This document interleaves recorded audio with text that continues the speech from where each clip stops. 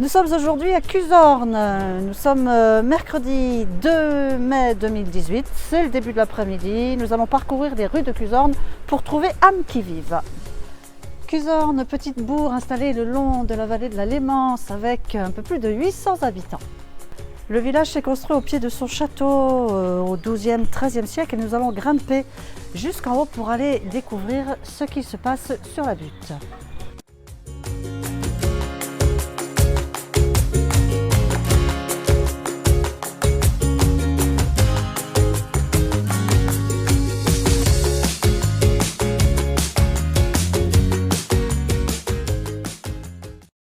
Monter dans le haut de Cuzorn pour aller voir cette impressionnante église Saint-Martin qui domine en fait toute la vallée de la Lémance. Ce plateau-là correspond à l'emplacement primitif en fait de Cuzorn et à une certaine période, les habitants sont descendus s'installer dans la vallée vraisemblablement pour profiter de la rivière.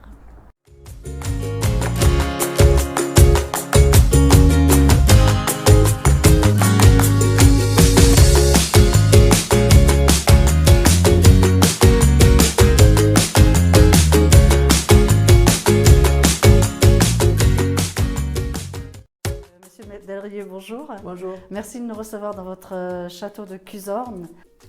J'ai acheté le lieu en 1995. Ouais. Donc il y a tout le site, c'est le château de Cuzorn.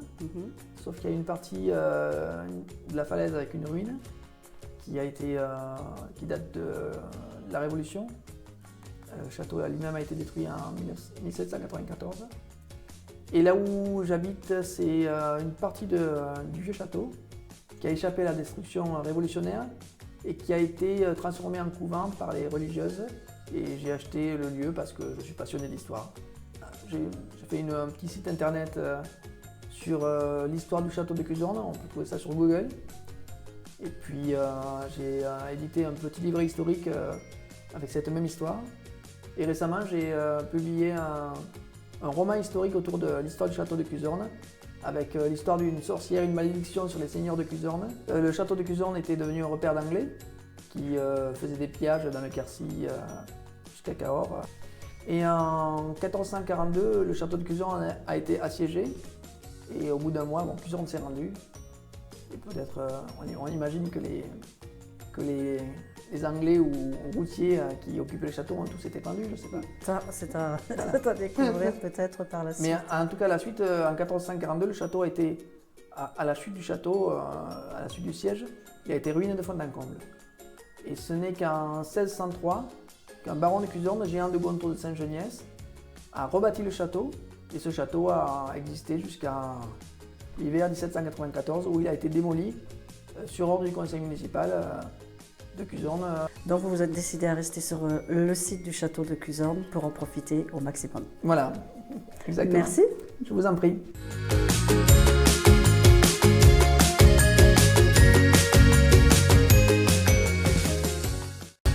Jean-Alexandre, merci de nous avoir accompagnés sur le site pour qu'on en sache un petit peu plus en fait sur l'extérieur.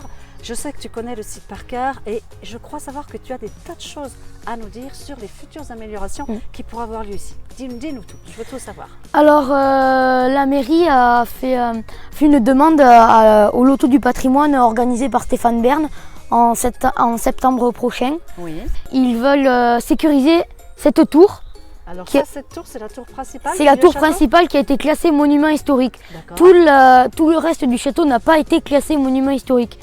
Et donc en fait, ce qui va être fait par la mairie, c'est débroussailler tout ça, couper toute la verdure qu'il y a ici et sur cette partie-là aussi.